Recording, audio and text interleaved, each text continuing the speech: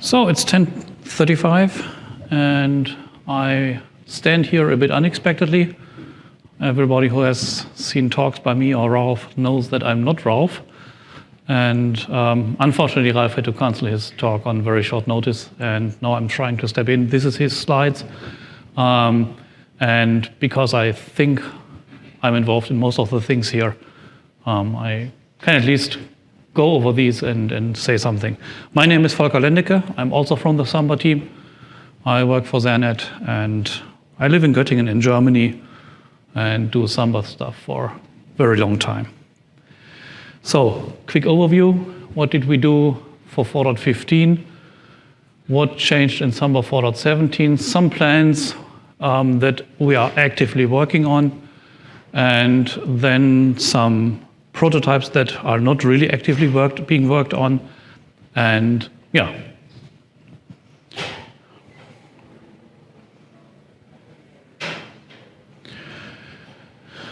Let's look at Samba 4.15. That was a pretty big release, and what we did is we changed the VFS to protect against symlink crisis, and I will have a talk on symlink crisis later or in the afternoon, early afternoon. There were a lot of changes to the virtual file system, so everybody who has custom VFS objects in their product, OEMs need to watch out and adapt to this. So if you're still before 4.15, you will have to adapt your VFS modules. The main thing that we did is we added directory. So you get a file system operation, a path-based file system operation, and the normal one is like look at stat, or rather open, and this used to take a complete path, and we added directory handles to the VFS open call so that we can properly do open add calls. So essentially the idea was to use open add and the associated family of calls with the VFS for more secure file system operations. Unfortunately, this led to a performance regression, and this is what my talk is about in the early afternoon. We unfortunately did regress, and we are now on a good way to fully overcome this regression and even be faster. We released SMB3 multi-channel as no longer experimental, and this as enterprise SMB3 feature slowly emerging, more to come. I mean, as budget, as funding allows, we will go to the other features like directory leases, and one of the most wanted features that nobody has put money behind yet is the persistent file handles, and that's a big one, but eventually we need to get there, and we will get there. One more subtle change is that on startup of our WinBind, which is our component that connects to Active Directory, we used to scan all trusted domains, and this made sense when NT4, before Active Directory. This made sense, and WinBind was from those times. I mean, how long is that ago? And because by scanning all domains, we were able to get a complete picture of what was visible to us. And of course, with Active Directory, this is no longer the case that this scanning makes any sense, but as it didn't really hurt big ways, we didn't get around to remove it. But there are more and more trusted domain scenarios where people noticed it, and so we went and removed the scanning of trusted domains at startup or regular intervals. And so some of the more subtle issues in complex Active Directory scenarios are now gone. Then I believe it was Günter Deschner from Red Hat who added the offline domain join for pre-provisioned containers. That's a feature that went in. To be honest, I can't really say a lot about this. And yeah, just another feature on the list. It's also really helpful Sorry? For private cloud deployments. Comment by Jim, it's very helpful for private cloud deployments. Yeah, I mean, what the cloud deployment, I said it's for pre-configured containers. Cloud is all about containers, right? Or, yeah, let's discuss that later. So it's helpful in many places, obviously. So 4.16, not so really much in the file server space, but it was a big release for the overall architecture. We completely refactored the RPC server. Our RPC server has a very, very long history and a very, very wrong architecture. Wrong in the sense that our process model around RPC was completely different from what Windows does. So we did all the RPC requests within the SMB process, and that's gone. So we now have a separate RPC daemon that can easily host arbitrary RPC services. So in theory, you could easily add an executable with some predefined protocol. You could easily drop in an executable and you get a new RPC service on a Samba server. This interface between SMBD and the Samba DC RPCD, it's not really well documented. It's really simple, but for example, if you wanted to just disable printing, remove your spool SSD, or if you want to add some more, some other really DC RPC service, add a daemon, run it, and you will automatically get new RPC services. The main goal of this was to reduce the size of SMBD, essentially. Jeremy? I just wanted to point out that if you have your own SMB server and you don't want to do RPC because it's a nightmare, you can use those binaries with a pre-existing other SMB server tab. You can actually use those to interface with someone else's existing SMB server and not have Samba to do debugging RPC stuff. Just wanted to point that out. For the record, Jeremy commented that this is also very helpful for non-Samba SMB services that can now very easily utilize full RPC services in user space or in whatever space connecting to our RPC server. And in fact, the infrastructure is, it was born out of exactly that request. I've given a talk on this quite a few years ago. A non-Samba SMB vendor approached us about asking for, hey, I want to list shares. Can't I use your server service daemon? Yes, you can. A few patches later, he was able to do that. We now generalize this into a full, much more correct RPC architecture. Stefan will give much more insight on the next topic here, updated internal Heimler copy. I will not go here. Certificate auto-enrollment, no clue what that is. Stefan, can you say something? Basically, if the GPO stuff where we could ask the Windows certificate service to generate the certificate. I don't know more details, but Okay. Yeah, when you can use the Windows certificate service to generate, so you're deploying some servers, the servers can automatically enroll, or desktops, they can automatically enroll the Okay. generated certificates. The desktops will be pre-set up. Okay. Jim's comment was, if you install desktops, you can always automatically get certificates from Active Directory. So is this an Active Directory, our Active Directory, or is it Windows Active Directory? Sorry to... It's through GPO. Okay. Let's leave it at that. There's more stuff coming that I know more about. File server performance. So OEMs approached us and said, you suck. They migrated from 4.12 to something later, to 4.15, and that was the case that I was approached with. And they saw a regression in performance when doing metadata-heavy workloads. And the one that our OEMs used was SpecSFS from SpecSFS software build, which is mainly about just doing stat calls, essentially doing open close, SMB2 create and close, just to get the stat information, a lot on many files.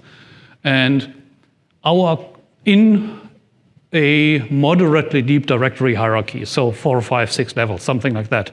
And with the changes that we had to do to get symlink safe and not rewrite the whole world, we had to do some more syscalls, and it was mainly about really the number of syscalls that we had to do just to open a file safely. And as I said, I will talk about that later. We have completely rewritten all paths coming in from the network. So our initial goal was really to have this stat syscall coming in from from Linux or Windows clients, essentially the successful read-only or stat-only, read attributes-only call, just opening a file, closing it directly, not doing much with it, not creating files or something. That's a different test case. Our goal was to make this much faster, and I think we were pretty successful in getting that a lot faster with 4.17. So yeah, we completely rewrote that. Also, Stefan has improved internal database logging. I have some shocking numbers here, but there was a reason for these shocking numbers, and it's that. So what does this test that Stefan mentions here, the path contention, or that is mentioned here, the path contention shared test, what does that do? It opens a number of connections, and here it obviously does 256 connections. And what it does, it just beats a single file or directory with as fast as possible, open-close traffic. So we have a single directory, and we just open-close on this single directory. And in 4.11, this test gave us 3,800 operations per second. In 4.12, almost 10,000. And we went down to 21 operations per second under this really extreme contention workload. What happened here? The change that we had to do between 4.12 and 4.13 came out of clustered Samba. So we are storing our internal open information, essentially our share modes, in an internal locking.tdb file. And the reason why, what we did was, the problem that we solved from 4.12 to 4.13 was that we had to lock the database, or lock the record on the database for a pretty long time. So we took a lock on the database as such, then we did a lot of operations like open, set ACL, or get ACL, and set share mode, and whatever, set kernel oplog. So we had to do a lot of operations under a database lock. And this means that whenever somebody else wants to lock, and in particular, the request came out of clustered Samba, it is other nodes, it is the CTDB daemon, while we hold that lock, and while our clustered file system goes out to lunch while creating a file, the cluster is essentially stalled for a certain level of operation. So what we had to do is, we had to implement a much more fine-grained locking for this locking database. Essentially, you had, yes, question?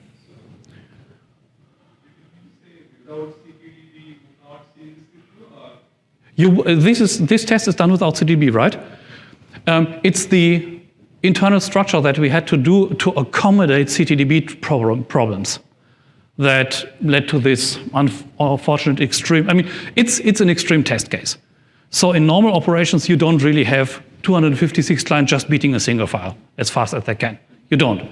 And so this is why it has gone basically unnoticed for like 3 releases. If somebody had told us about this dramatic regression, we would have done something about that earlier. So just to confirm, so it's a single file, and that's why you are called lock, because exactly. It's really our graceful lock contention fallback code is not scalable. I mean, that's what it is. And so we had to do that in user space, and Stefan has done great work on this to overcome this. So with 4.17, we are almost back to the pre-change values, and yeah, we got much better in just just doing more or less operations under the lock. I mean, that's the basic change that we do with 4.18. Yeah, that's this change. So essentially fixing regressions that came out of internal restructuring to accommodate problems with clustering and too big locking, or a lock held too long, and yeah, unfortunately you get some regressions with that. Yeah, kind of a smaller issue. Jule Anger added JSON support for SMB status, which can help a lot if you want to monitor, for example, how many connections do you have, what files do you have open, and if you want to display those in fancy web GUIs, you don't want to pass SMB status output manually. And I mean, you still have to pass this, but it's a standard format, and you can just look at that with standard tools. Hey, we can get rid of SMB1. At least much of the code. I mean, we have still some internal cleanup to do to really remove all SMB1 related code, but quite a significant chunk of all the SMB1 packet processing and so on is gone. Jeremy? But the cool thing is you can't get to it. What? You can't, once you compile with minus SMB1 server, all that crappy old code with SMB1 is still there. But you can't get to it. There's no way. Jeremy's comment is that yes, the code is might be still compiled, but you have no way to call it anymore. That sounds like a challenge. Well, he's working on it.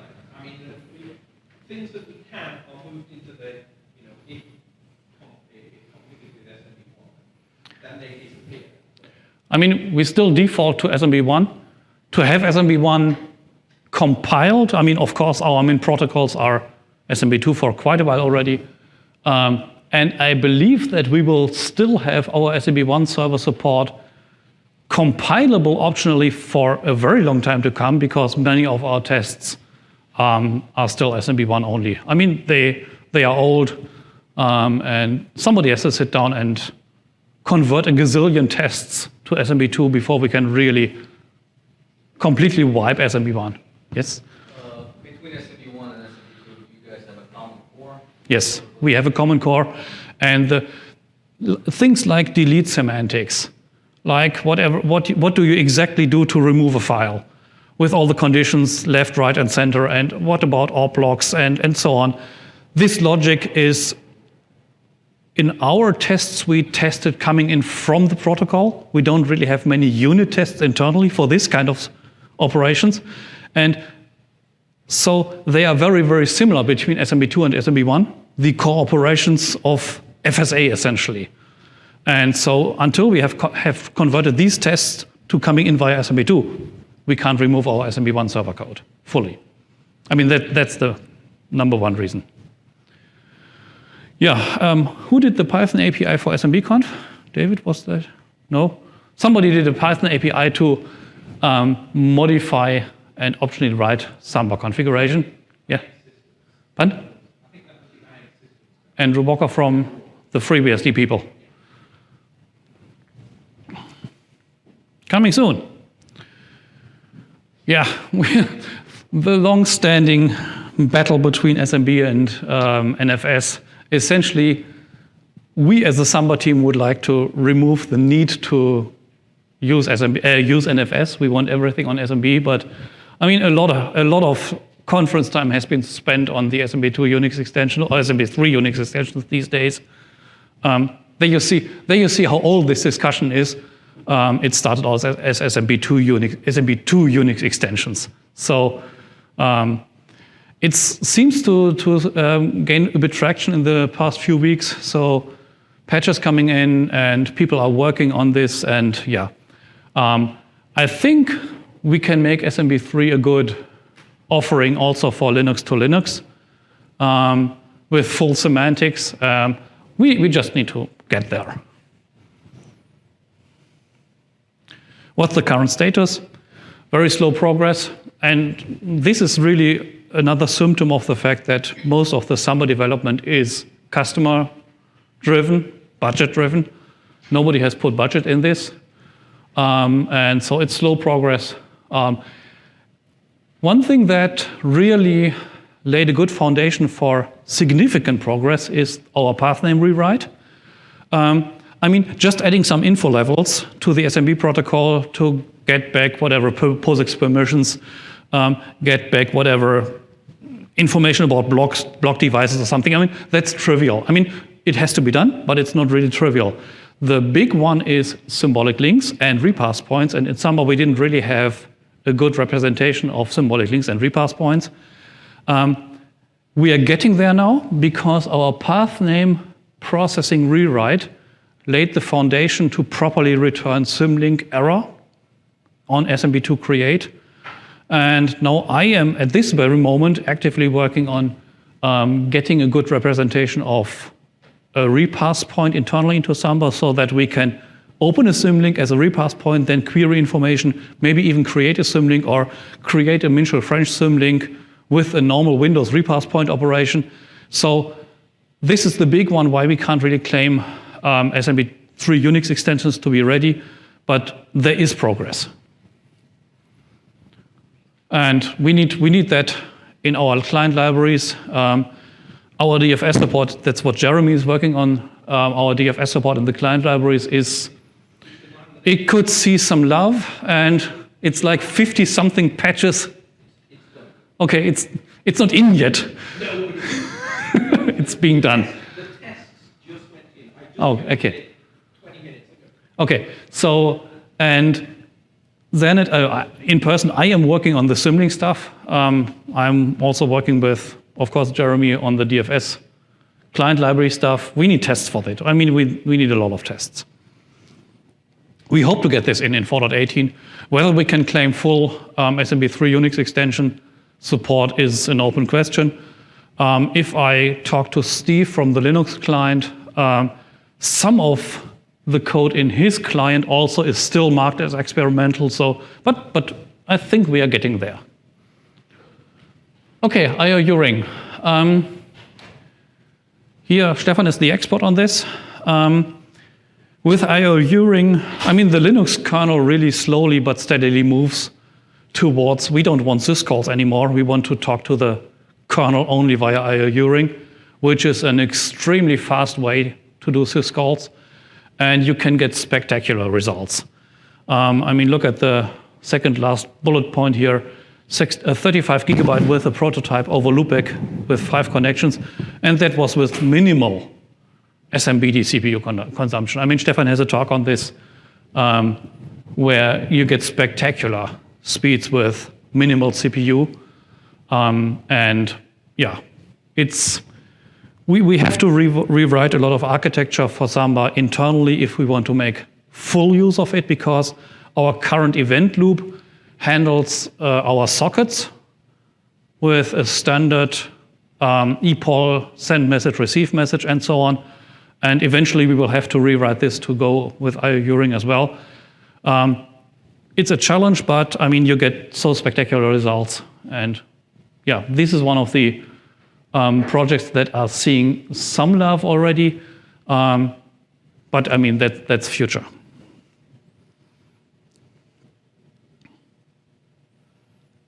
Remaining work roughly for a few weeks. Stefan. Okay. Stefan just said he is currently working on finalizing the IOU ring support for SRBD. I mean, this is also, I mean, if you look at IOU ring and compare the performance with the KSMBD, the big argument for KSMBD was, hey, it's much better because it's in the kernel. I think this argument, at least for bulk data transfer, doesn't hold any water at all.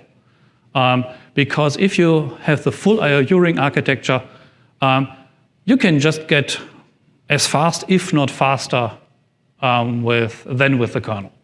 I mean, it might be the case that the kernel has an advantage with metadata-heavy workloads where we just have to do a lot of syscalls, and moving our syscalls, the number of syscalls that we have to do for creating a file with ACL inheritance and so on, it's just huge. And there the kernel SMBD might have an advantage to get that done easier. But for bulk I/O, I don't see a point in going kernel. Question? How many performance results from an test which is not doing no? I guess it's the 20 per second is I/O path is short circuited. And it still goes to kernel and comes back with no data, I guess. Is that it? Stefan?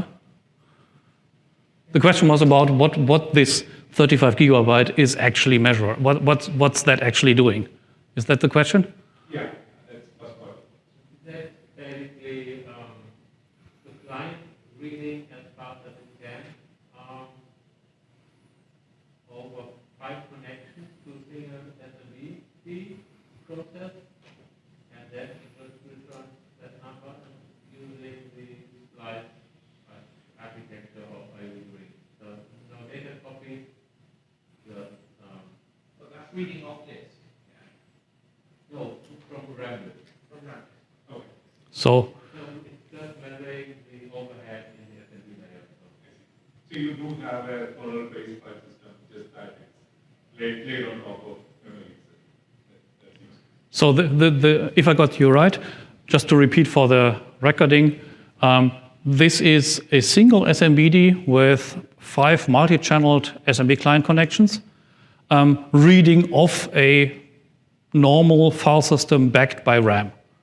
And so the reason to do this was to measure the overhead that just SMBD incurs. And so, yeah, whenever you have to go out really to disk, to spinning Rust, I mean, you're dead with this performance. So this is really designed to be a specialized test. How much overhead does SMBD and the SMB processing actually mean? So, directory leases. Some numbers from David Cruzy that directory leases really improve metadata performance when coming in from Windows clients. We don't have them yet. There's a prototype written by Ralph. We have gaps. We obviously don't have enough tests for this. It seems to pass the Windows Protocol Test Suite, and we can, with the recent show that we can just run Windows Test Suite on Linux easily in Docker, we might actually underpin this in our CI in the future. And yeah, our directory rename lease break, renaming directories for us is a real pain if we want to do that correctly in Windows semantics, because we have to walk a directory hierarchy, and all our internal data structures are not really path-based, they are inode-based. And so really finding all open handles for files below a directory to be renamed, that's the big challenge for us. And to get that right, we have to walk our old big data structures. And yeah, so this is one of the challenges that we've had. We can turn that on and off to do that right or not. And if it goes in soon, it will, of course, be marked experimental initially, similar to what we did to multi-channel, until we get some more field testing by really customers who want to play with it. And yeah, we in SerNet planning to drive this so that it can be switched on if people want experimental features. So, prototypes. I mean, this is even further in the future, 2 to 3 years, maybe, whatever. We have persistent handles. We have some prototype work for this. And persistent handles for us make real sense only if you go clustered. So the idea is that if a node in a Samba cluster goes away, the handles will be available on other nodes. Our architecture of CTDB, and there have been many talks how CTDB works. Our architecture of CTDB makes that a bit difficult because CTDB is really made for local performance without the need to replicate relevant information about open files to other nodes at the time the open is done.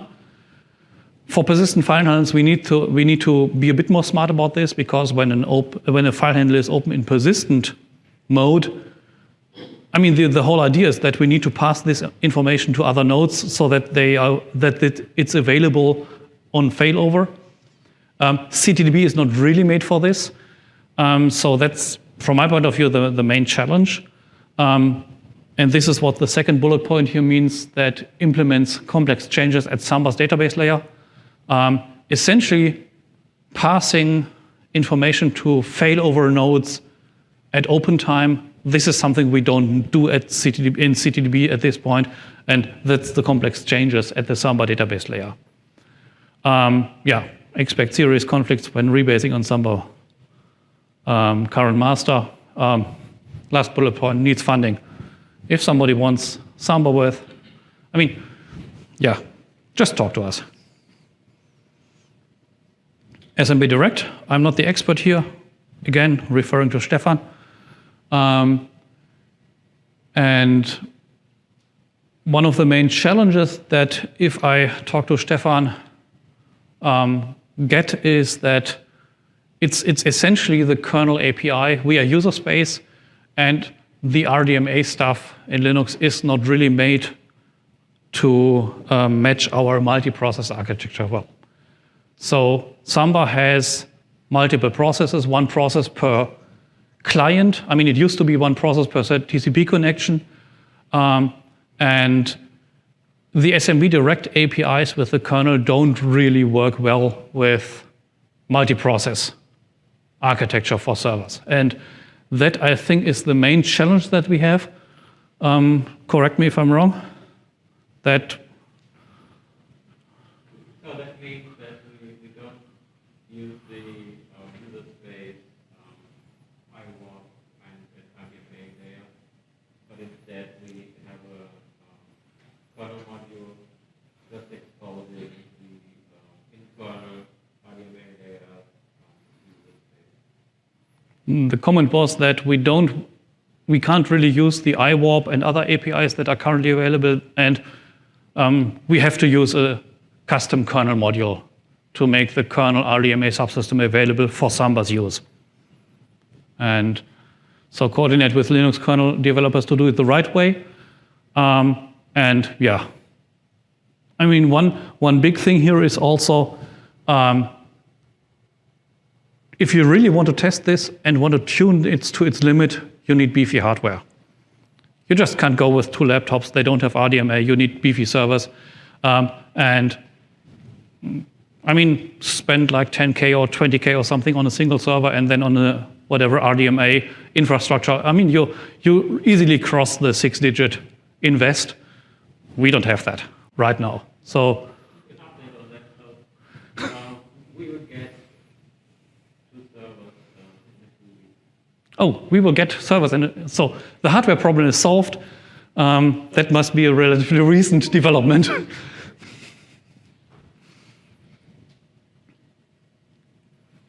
Servers built yourself. What is that?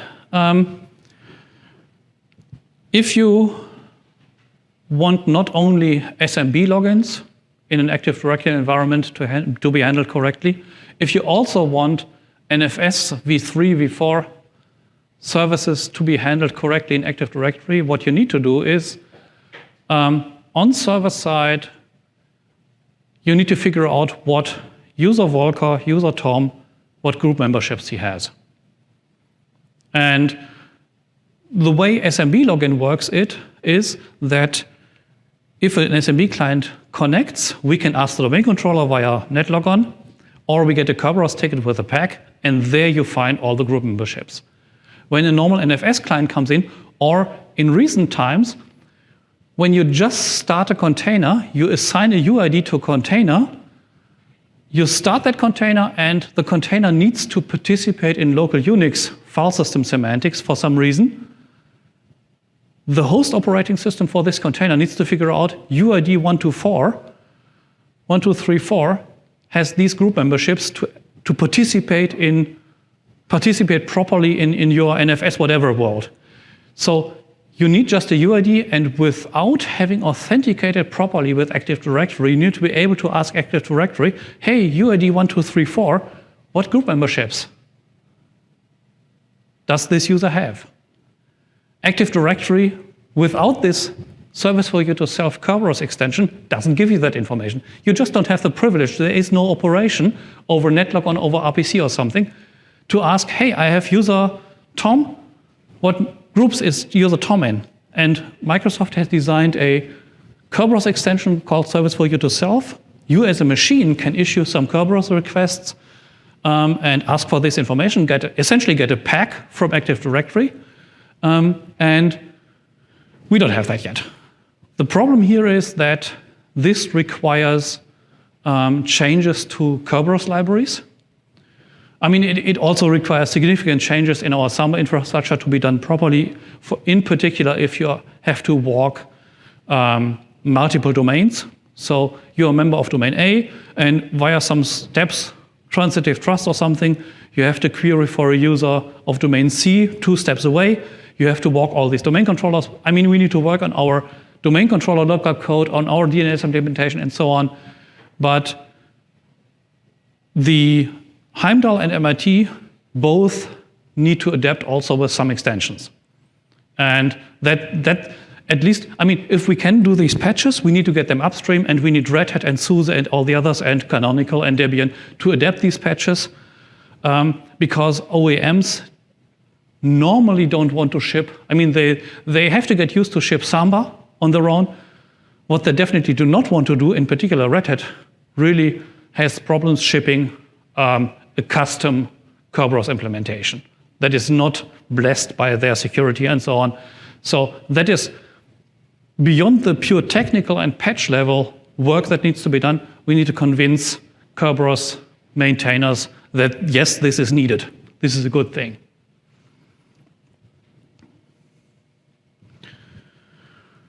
Witness RPC service. This is a slide that I can't really say a lot about.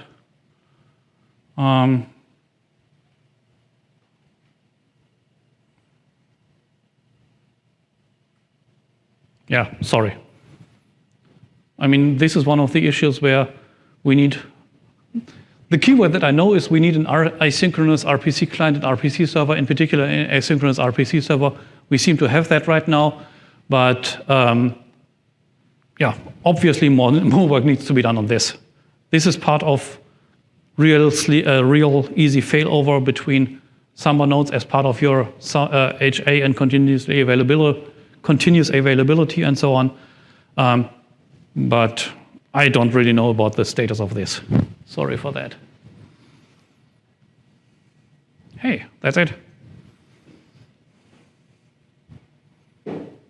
Some references to other talks that should be available online. Questions?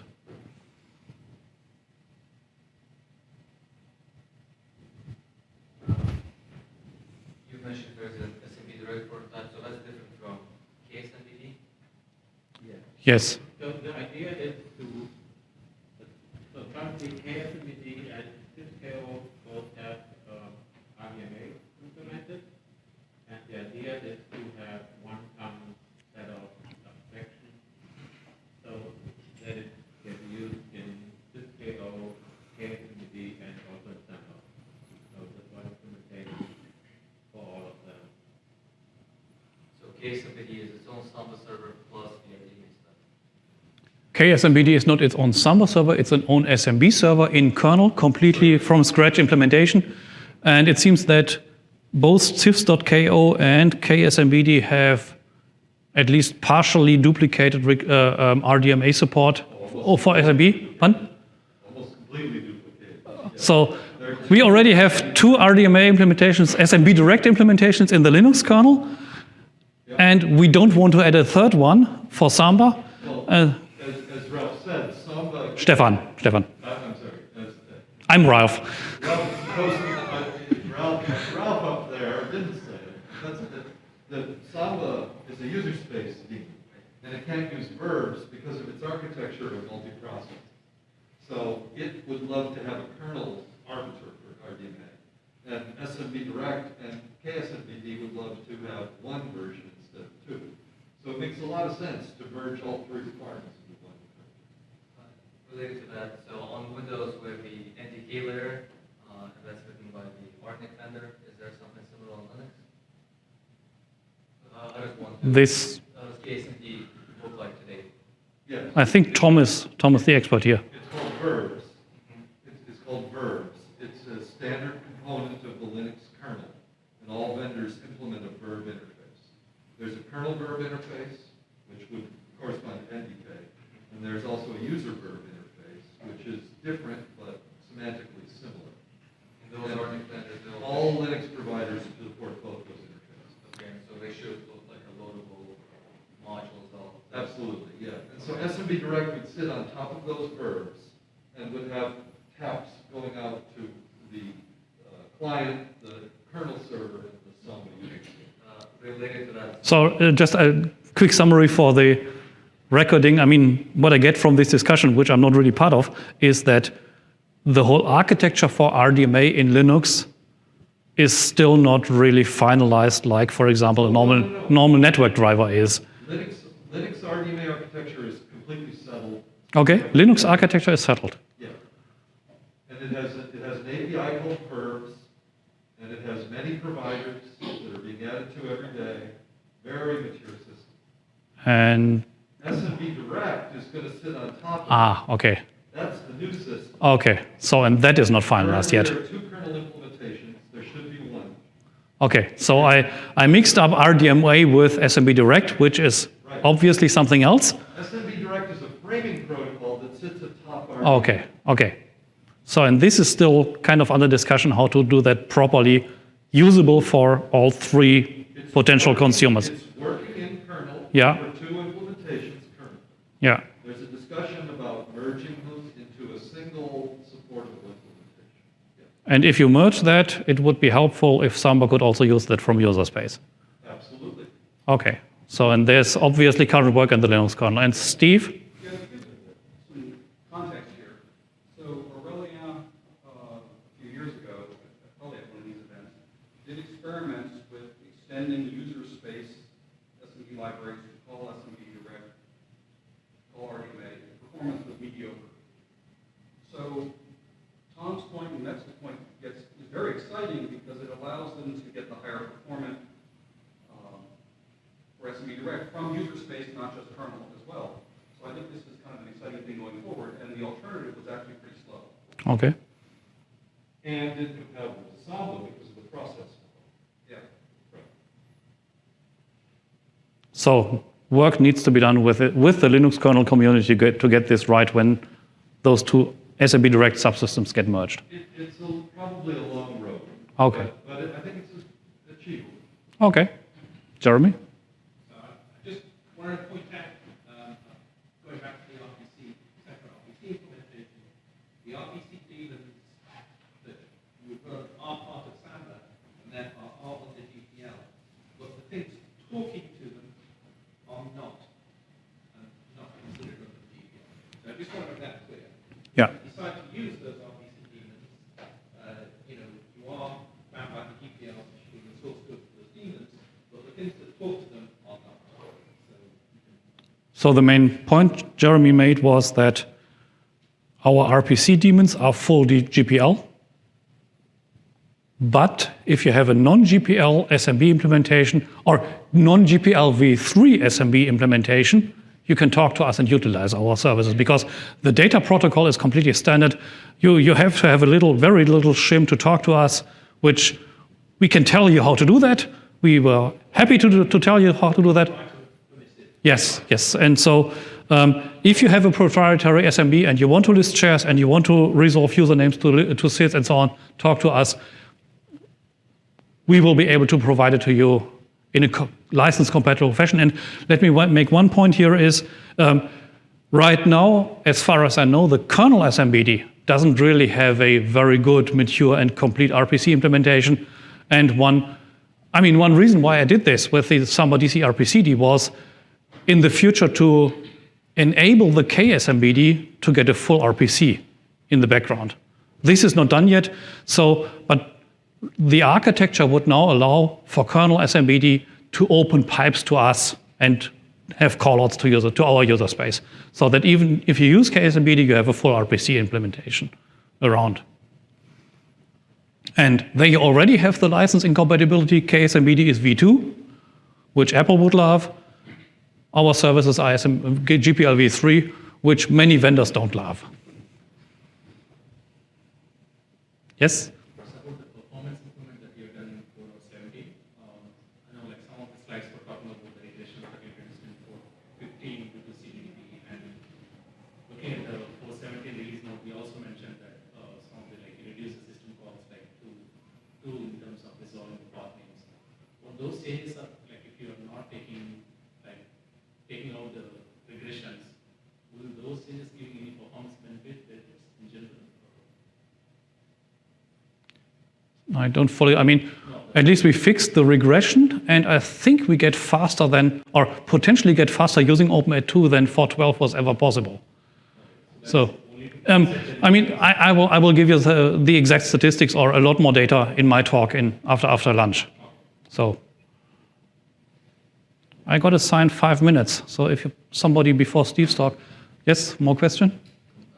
You've mentioned earlier, sorry, I came in late, that you have a new process model where it's now one process per client. No, that has been Samba process model forever. So Samba process model was really early 90s, mid 90s, where you had your telnet daemon and every client gets its own, every TCP connection gets its own SMBD. I mean, in former times, we even had an inetd compatible mode of running, so we could have us forked by inetd. So every client gets, every TCP connection by default gets its own process. And with multi-channel, we lift that a bit, so right now every client GUID gets its own process in Samba, in SMBD. But that has been the case forever.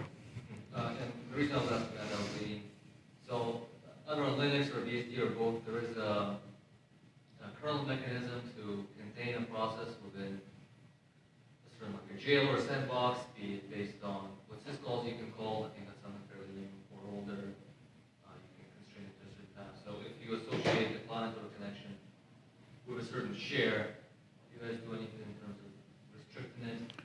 The question was, do we do pledge like or the question was, for security purposes, can we confine once you are authenticated to whatever context is there, be it jails, be it chain root or something? Answer is no, we can't, because on a single TCP connection, you can have multiple sessions. So many users can connect to a single SMBD, and right now our security model is such that we do our file system operations as the authenticated user. And because we have one process serving multiple users, essentially we need a way back to root to enter another user identity. And yes, we would like to do that, but the SMB security model doesn't really allow it. Because, I mean, there can be any number of sessions on a TCP connection on a context, and what we would have to do is we would have to have a SMB daemon per session.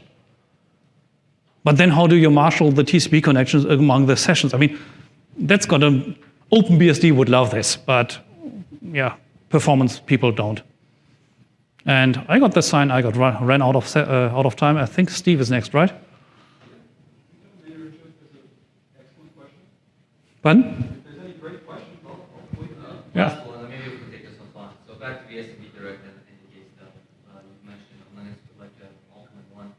I don't know how we do it on Windows, direct routing mostly, but at some point, if we have a lot of applications using SMB direct, we'll need to do resource arbitration, right? 35 gigabytes per second, great, but a lot of users you have to share that resource. I don't know in Windows inside SMB direct and with regular system or stuff in SMB direct. I don't know where there's anything lower than indicate. What's no common rate limiter in Linux today at the RDMA layer. So that's a bit of a feature that might be added. Things like, MRs, things like that. Like they're bounded. Yeah. The provider has a limit. I think we should give. Resource allocation is not something that's currently there. Yeah. I mean, even in Samba, we don't have a global crediting system, so we can't really throttle clients properly these days, dynamically. And that's really an open question. And I think I should just stop and let Steve take the stage. Thanks for your attention.